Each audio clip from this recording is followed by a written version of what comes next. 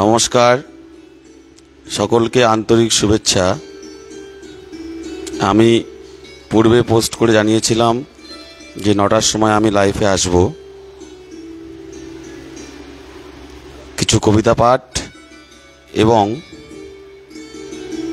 কিছু গল্প এবং আপনাদের সহযোগিতা এই নিয়ে আমি লাইভ শুরু করব। আশা করি আপনারা যুক্ত হয়ে যাবেন।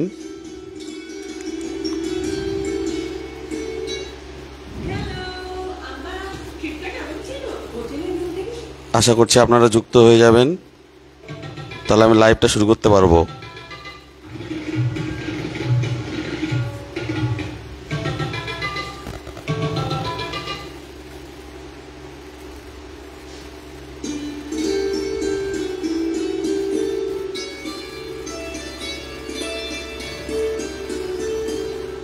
নটা বেজে গেছে অনেকক্ষণই।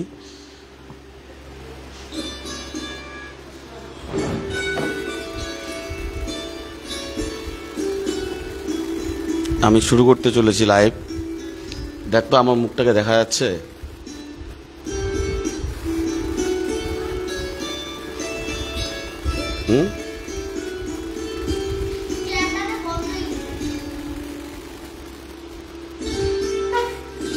উঁচু হয়ে গেছে,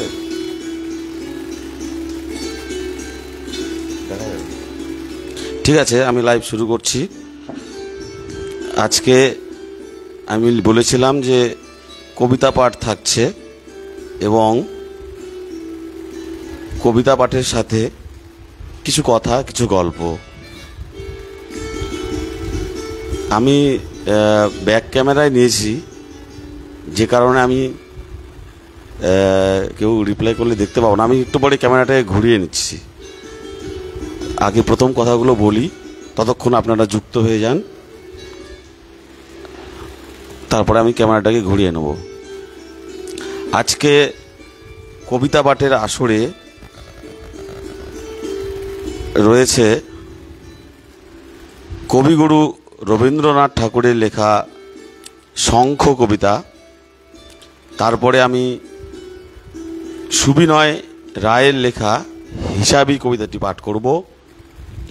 তারপরে কুসুম কুমারী দাসের লেখা আদর্শ ছেলে এবং কালীপ্রসন্ন ঘোষের পারিব না। এই 4টে কবিতা আমি আজকে পাঠ করব এবং একটা করে কবিতা পাঠ করব, তার মাঝে মাঝে কিছু গল্প, কথা, তারপরে আবার একটি কবিতা। এভাবে আমি লাইভটাকে এগিয়ে নিয়ে যাব। আপনারা যুক্ত হয়ে যান, আপনারা সঙ্গে থাকুন।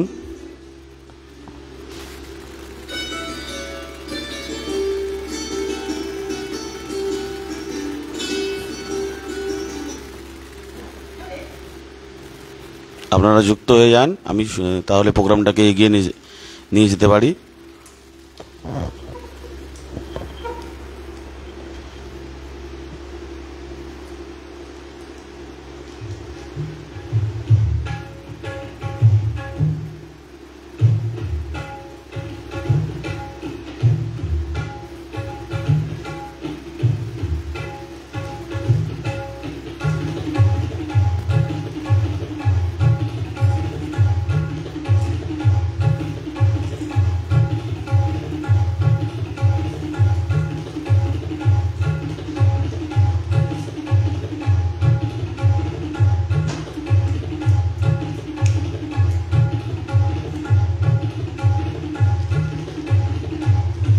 ব্যাক ক্যামেরায় করলে ছবিটা ভালো হয়, কিন্তু ব্যাক ক্যামেরায় করলে তো আমি আপনারা কি মন্তব্য করছেন বা কি ছবি আছে আমি বুঝতে পারবো। ওই জন্য আমি ক্যামেরাটাকে খুলে ফ্রন্ট ক্যামেরায় করে দিচ্ছি।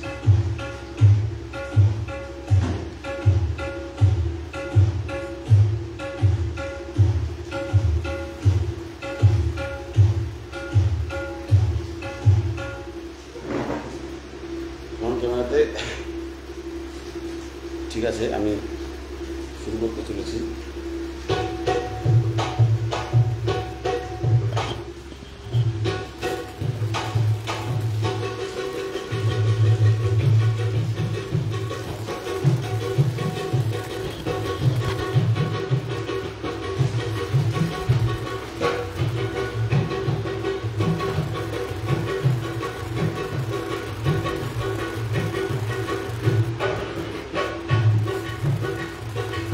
চলে আসুন লাইভে।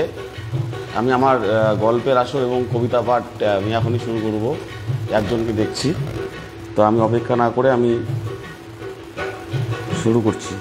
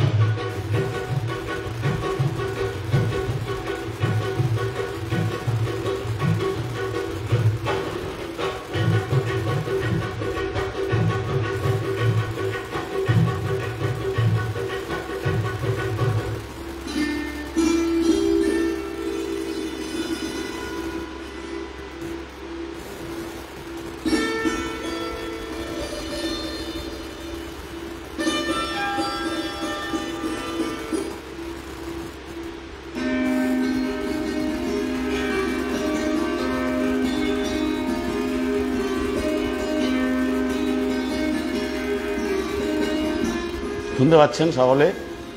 একজন মন্তব্য করুন।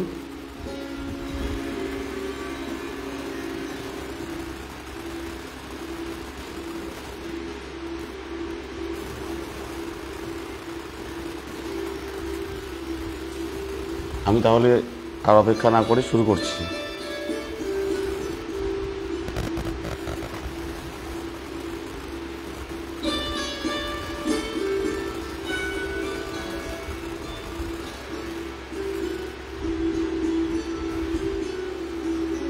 আমি বললাম, আমি প্রথম রবীন্দ্রনাথ ঠাকুরের কবিতা দিয়ে আমার এই কবিতা পাঠ এবং সাথে কিছু কথা এই নিয়ে আমি আমার লাইভ শুরু করব।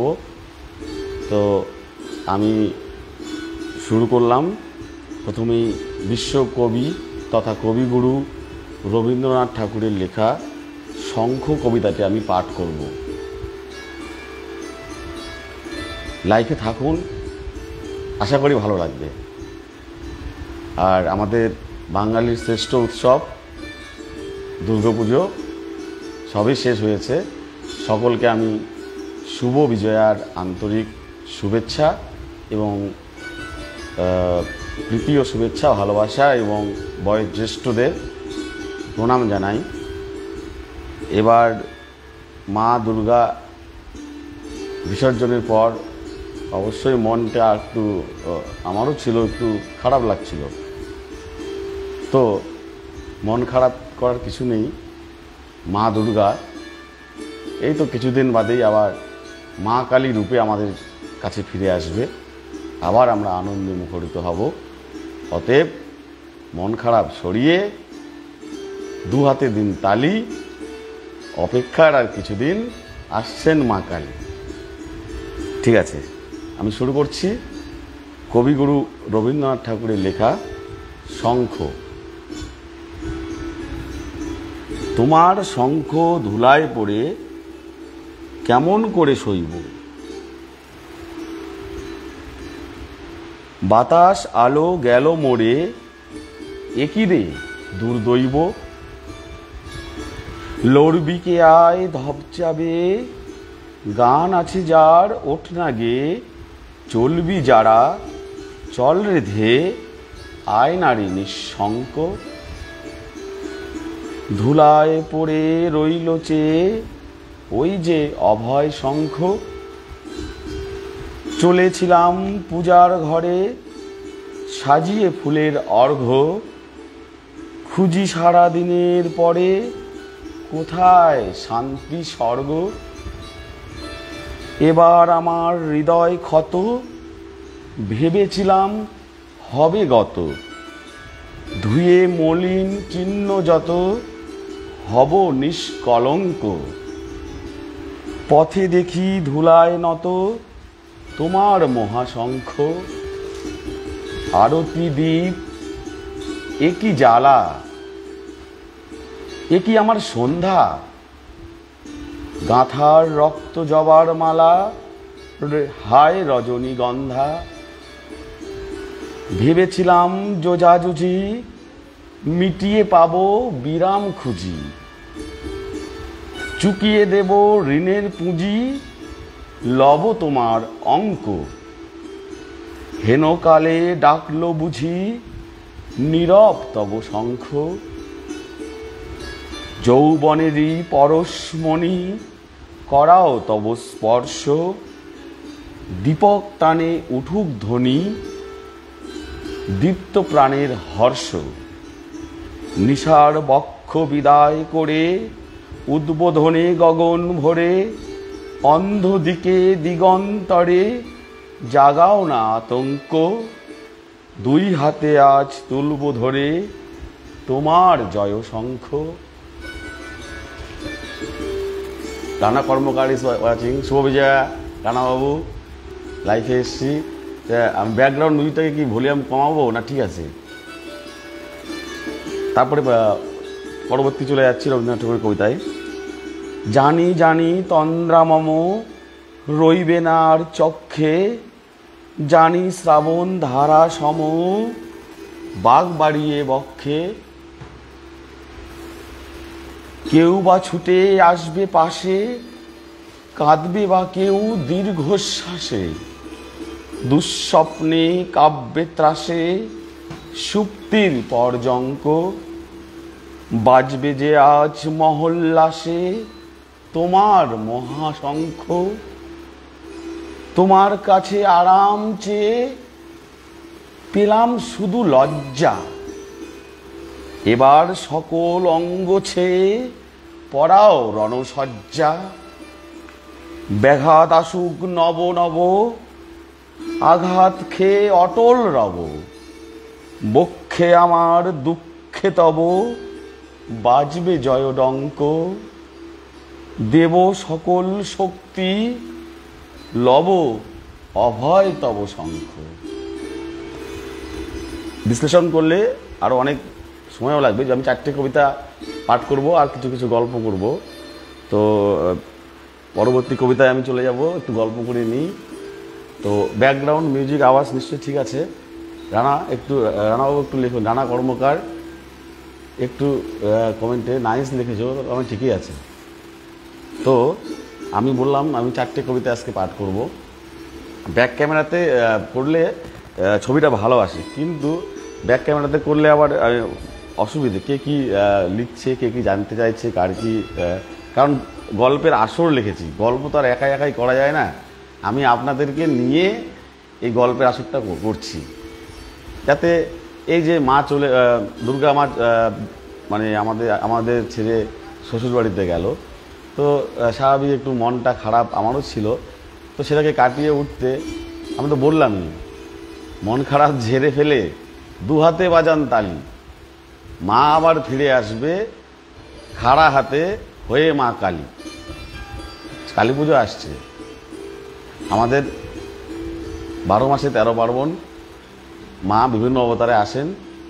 আমাদের সাময়িক 1 ঘন্টা 2 ঘন্টা 3 ঘন্টা 5 ঘন্টা মন খারাপ থাকবে, তারপরে আমাদের সবই আমরা অভ্যস্ত হয়ে যাব। তো আমি রবীন্দ্রনাথ ঠাকুরের শঙ্খ কবিতাটি এতক্ষণ আপনাদের পাঠ করে শোনালাম। আমি এরপরে বলেছিলাম যে আমি সুবিনয় রায়ের লেখা হিসাবী, তারপরে আদর্শ ছেলে কুসুম কুমারী দাসের লেখা এবং পারিব না, এই 4টে কবিতা আমি আজকে পাঠ করব। তো আমি সুবিনয় রায়ের লেখা হিসাবী কবিতাটি আমি পাঠ করছি আপনাদের সামনে, শুনুন। কবিতা পাঠ করতে আমাকে খুবই ভালো লাগে। আমি ফেসবুকেও অনেক সম্মানীয় কবি দাদা, কবি দিদিদের কবিতা পড়ি, মন্তব্য করি। অনেক সময় মন্তব্য করা হয়ে ওঠে না, কিন্তু আমার খুব ভালো লাগে। যেটা আমাকে ভালো লাগবে সেটা আমি করব। তো যাই হোক, আমি হিসাবী কবিতাটি পাঠ করব এখন। খুব সুন্দর একটি কবিতা, এটা আমি একটা বই থেকে করছি। এই গঙ্গারামপুর বই মেলাতে আমি কিনেছিলাম, আরও কয়েকটা বই কিনেছিলাম। তো শুধু কিনলে তো হবে না, পয়সা খরচা করে কিনলে পড়তে হবে। তো মাঝে মাঝে পড়ি, এটা পড়ি। একটা আইনের বই কিনেছিলাম, ওটাও একটু একটু পড়ি। আরও কয়েকটা বই কিনেছিলাম। তো সঙ্গে থাকুন, আপনারা সঙ্গে থাকুন, আমাকেও খুব ভালো লাগবে এবং আপনাদেরও আশা করি ভালো লাগবে, এটা আমার আশা। এবার আপনারা অবশ্যই মন্তব্য করুন। আমি আর কথা না বাড়িয়ে আমি শুরু করতে চলেছি সুবিনয় রায়ের লেখা হিসাবী। হিসাবী মানে যে হিসেব করে চলে, তো এদের জন্যই কবিতাটি। তো আমি শুরু করছি সুবিনয় রায়ের লেখা হিসাবী। খুব সুন্দর লেগেছে কবিতাটি আমার। অফিসের ক্যাশিয়ার, 5 কড়ি সরকার, রাতারাতি হলো তার টাকা কড়ি দরকার।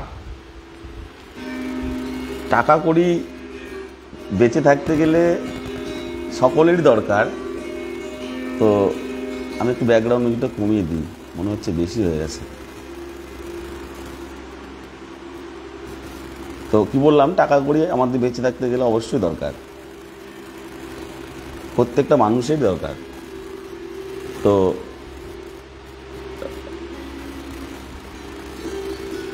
টাকা কড়ি দরকার। আচ্ছা, আমি আর বিশ্লেষণে না গিয়ে সরাসরি কবিতাটি পড়ছি। অফিসের ক্যাশিয়ার, 5 কড়ি সরকার, রাতারাতি হলো তার টাকা কড়ি দরকার। ক্যাশে ছিল যত নোট, সিকি, টাকা, আর তাই নিয়ে ঝেড়ে পুছে হলো সে ফেরার। অফিসের বড়বাবু পরদিন সকালে কাণ্ডটা শুনে বলে, কারে তুমি ঠকালে? দেখেছ তো ঘুঘু, শুধু ফাঁদটি তো দেখনি, কান মোলে ধরে আনি এই দেখো এখনই।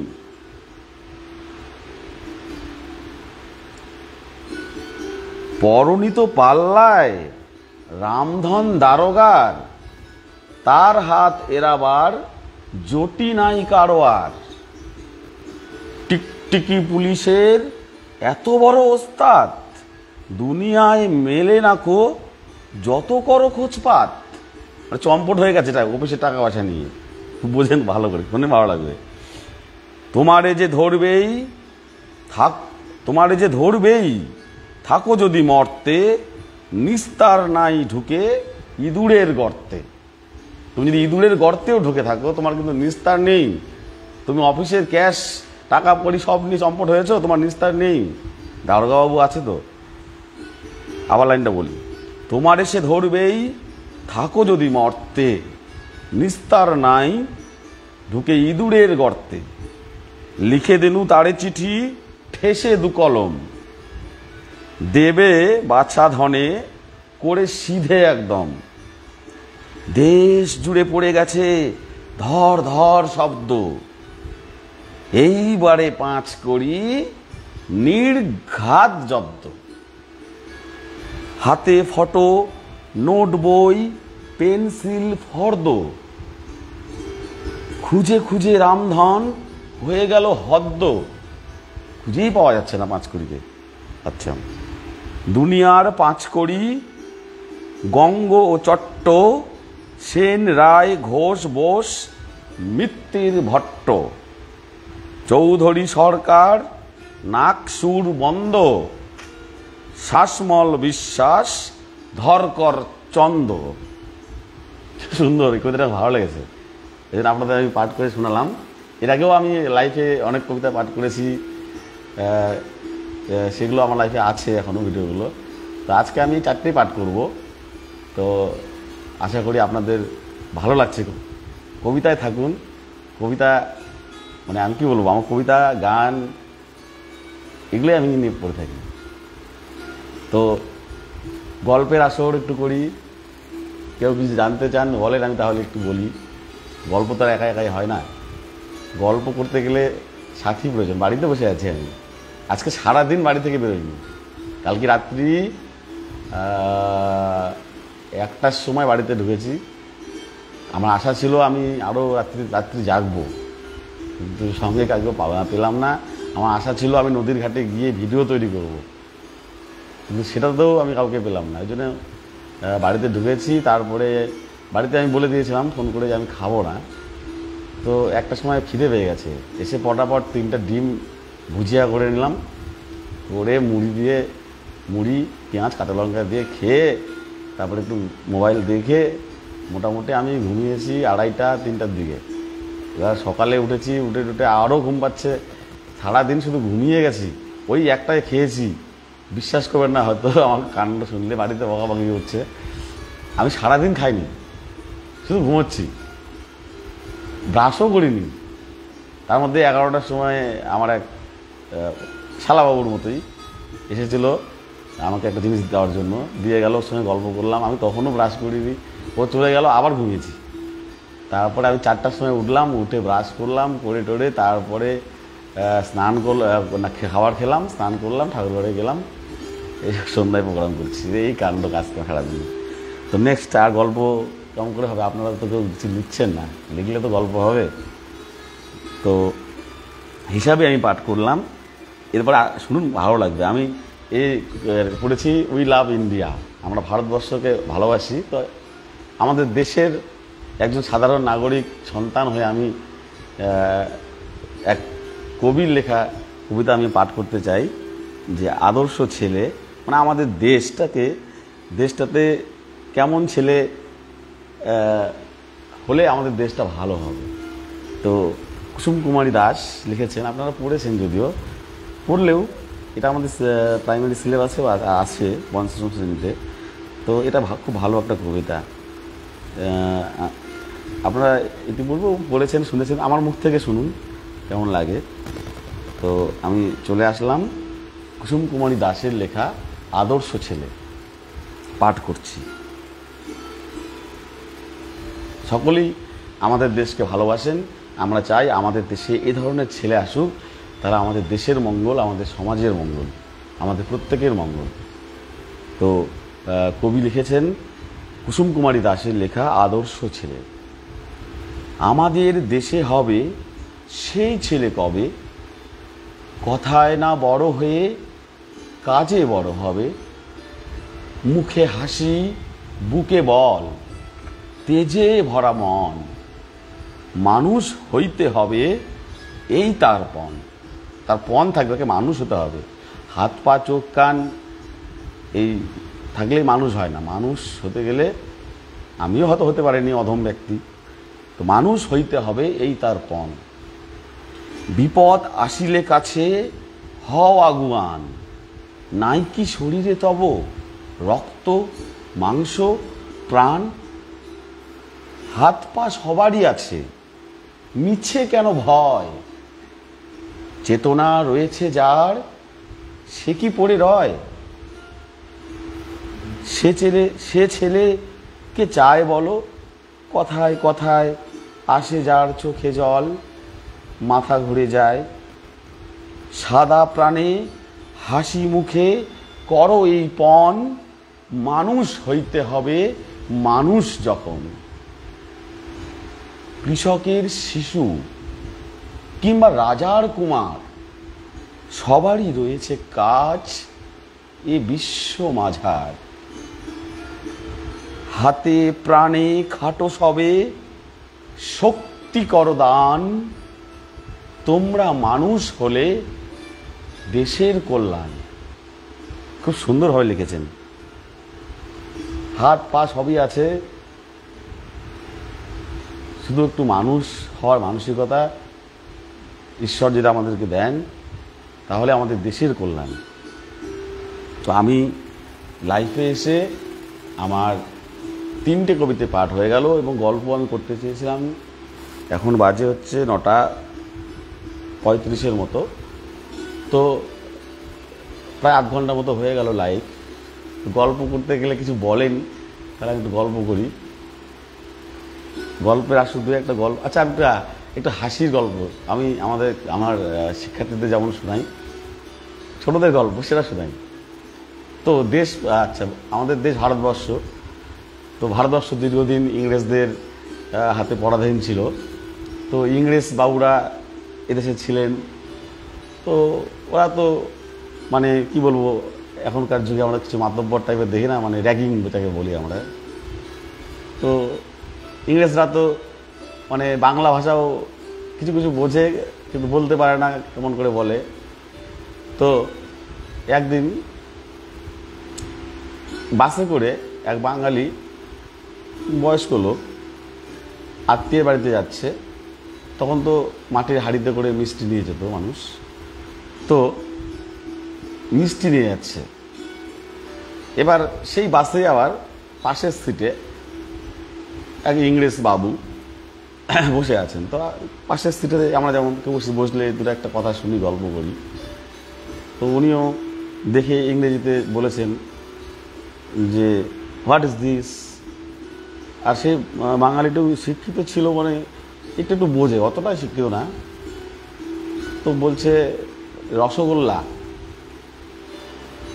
রসগোল্লা কি জিনিস তখন ইংরেজ বুঝতে পারছে না। What is rasgulla? বলে স্যার রসগোল্লা, রসগোল্লা।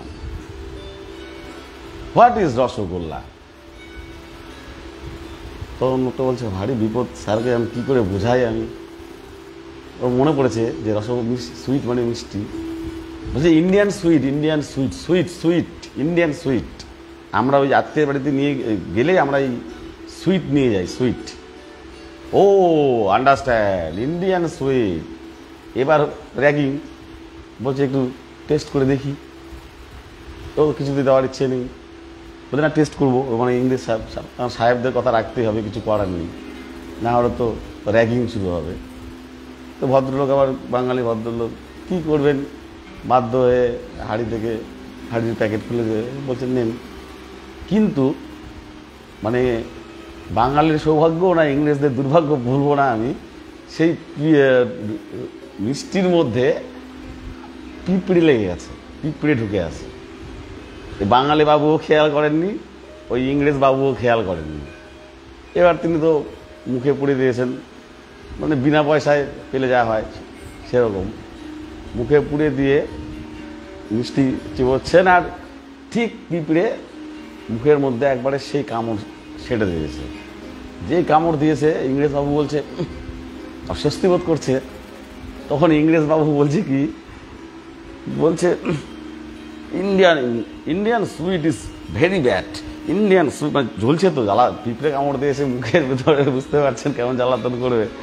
বলছে Indian sweet is very bad, Indian sweet is very bad. বলছে এগুলো। আর বাঙালি বাবু কিছুক্ষণ পরে যখন মিস্ত্রির হাড়ের দিকে তাকে দেখছি পিঁপড়ে আছে, বুঝতে পেরেছি ব্যাপারটা কি। তো মনে আর কিছু বললেন না, কারণ কিছু ডিটেলস বলতে গেলে তখন আবার হয়তো শাস্তি দিতে পারে। তো এই হলো ইন্ডিয়ান সুইট। কারো কাছে ব্যাট, কারো কাছে খুব ভালো। যাই হোক, শুভ বিজয়ার সকলকে শুভেচ্ছা। নিশ্চয়ই সবাই মিষ্টি মুখ করেছেন। আরও গল্প আছে, আপনারা কী ধরনের গল্প শুনবেন হাসি বলেন কমেন্টে, তাহলে আমি বলি একটু। আমি কিছু কিছু মজার গল্প ছোটো ছোটো বাচ্চাদের শোনাই, ভালো লাগে। তো আমি 3টে কবিতা পাঠ করলাম। আমি 9টা থেকে লাইভ করছি। আমি প্রথমে পাঠ করলাম কবিগুরু বিশ্বকবি রবীন্দ্রনাথ ঠাকুরের লেখা শঙ্খ, তারপরে সুবিনয় রায়ের হিসাবি, কুসুম কুমারী দাসের লেখা আদর্শ ছেলে। এবার আমার শেষ কবিতা পাঠ। আশা করি সঙ্গে থাকবেন। এই কবিতাটি পাঠ করে 2-1টি কথা বলে আমি আমার লাইভ সমাপ্ত করব। পারিব না, কালীপ্রসন্ন ঘোষের লেখা, খুব সুন্দর কবিতা। তো আমি কবিতাটি পাঠ করছি, আপনারা শুনুন। তো পারিব না, কালীপ্রসন্ন সিংহ, কালীপ্রসন্ন ঘোষ। পারিব না এই কথাটি বলিও না আর, কেন পারিবে না তাহা ভাবো একবার।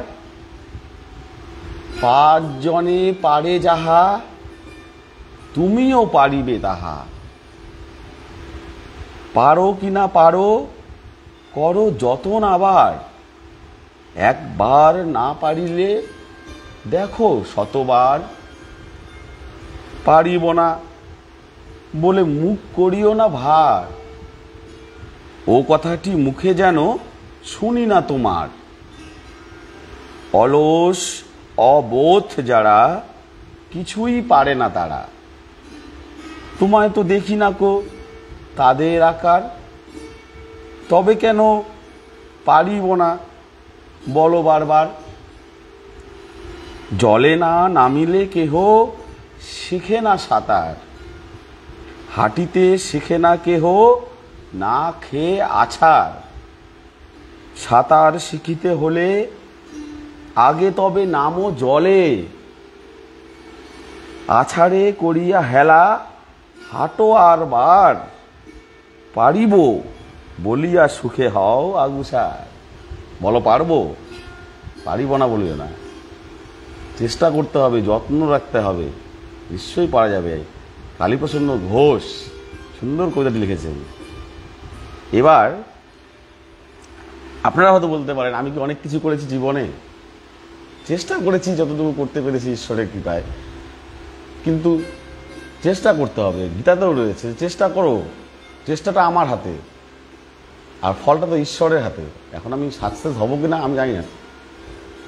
তো একবার যদি না পারি, একবার ব্যর্থ হয়েছি, দুইবার ব্যর্থ হয়েছি, চেষ্টার পর চেষ্টা চেষ্টা। ওই যে আমাদের ক্লাস 5-6 পড়া ছিল একটা, কি ভুলে যাচ্ছি, সেই পাহাড়ের গুয়াহাই মাকড়সার প্রায় দেখে রাজা, কি কি এই মুহূর্তে আসছে না মাথার মধ্যে মনে। তো সেরকম রবার্ট ব্রুস, ঠিক আছে, রবার্ট ব্রুসের গল্প আপনারা নিশ্চয়ই পড়েছেন স্টুডেন্ট লাইফে, আমিও পড়েছি। দেখেন, একসময় রাজ্য হারা হয়ে গিয়েছিল, রাজ্য নেই, আর ভয়ে শত্রুর ভয়ে আশ্রয় নিয়েছে পাহাড়ের গুহায়। সেখানে তিনি লক্ষ্য করলেন যে মাকড়সাটা বারবার চেষ্টা করছে জাল বানানোর জন্য, বারবার ব্যর্থ হচ্ছে, পড়ে যাচ্ছে। ওটাকে শেখার ইচ্ছে থাকলে এই প্রকৃতি থেকে অনেক কিছুই শেখা যায়। ঈশ্বর আমাদেরকে এই প্রকৃতি থেকেই, এই যে নেটওয়ার্ক, এই যে জিপিএস সিস্টেম আমরা লোকেশন ট্যাগ করছি, কি করে বিজ্ঞানী সায়েন্টিস্টরা আবিষ্কার করেছে, কি করে এই যে শীতের সময় পাখিগুলো মাইলের পর মাইল, এক দেশ থেকে আরেক দেশ, ওই পাখি প্রতি বছর একই জায়গায় আসে, একই বিলে আসে, একই দিঘিতে আসে। ওরা কি করে স্থান লোকেশন ট্র্যাক করে? ঈশ্বর প্রদত্ত তাদের একটা ক্ষমতা দেওয়া আছে, তারা ট্র্যাক করতে পারে লোকেশন। সেটাকে বিজ্ঞানীরা অনুধাবন করেছে, অনুধাবন করে বিজ্ঞানীরা নিজস্ব বুদ্ধিমত্তাকে কাজে লাগিয়ে যে জিপিএস সিস্টেম আবিষ্কার হয়েছে। এই যে টেলিভিশন আপনারা পড়েছেন, এই যে মিসাইল ম্যান, আমাদের missile man APJ Abdul Kalam sir, এই যে মিসাইলগুলো, এগুলো তো আমরা ওই রামায়ণের যুদ্ধে বলেন, মহাভারতের যুদ্ধে বলেন দেখেছি আমরা। তো সেখান থেকে একটা মানে ধারণা নেওয়া এবং সেটাকে বাস্তবায়িত করা। এই যে আমরা মোবাইলে কথা বলছি, কোন প্রান্তে আমেরিকাতে ফোন করছি, বিনা তারে চলে যাচ্ছে। আমরা এগুলো দেখেছি তো আগে, মানে আমরা আমাদের পুরাণে, আমাদের বেদে, আমাদের রামায়ণ মহাভারতে দেখেছি এরকম কথা বলতো। ওই যে মহাভারতের সমস্ত কুরুক্ষেত্রে যুদ্ধ হচ্ছে, আর এখানে সঞ্জয় বলছে যুদ্ধের ঘটনাগুলো, টিভির মতো এক কথায় আগেকার দিনে। সেগুলো দেখেই তো বিজ্ঞানীরা আবিষ্কার করছে। এগুলো আছে, সবই আছে আমাদের এই ভারতবর্ষের যে আমাদের যত গ্রন্থগুলো রয়েছে তার মধ্যেই কিন্তু। এবার আপনারা বলবেন সায়েন্টিস্ট এগুলো বিশ্বাস করে? অবশ্যই করে। আমরা রিসেন্টলি দেখেছি আমাদের মহাকাশযান যখন চাঁদে যায়, কি নামটা ভুলে গেলাম, এই তো গত বছর না 2 বছর আগে আমরা সফল হলাম, ভারতবর্ষ থেকে গিয়েছিল চাঁদের দক্ষিণ মেরুতে। দেখলেন না ওই যে আমাদের ইসরোর যে যিনি মানে মেন মানে একদম দায়িত্বে আছেন, তিনি মন্দিরে গিয়ে পুজো দিলেন।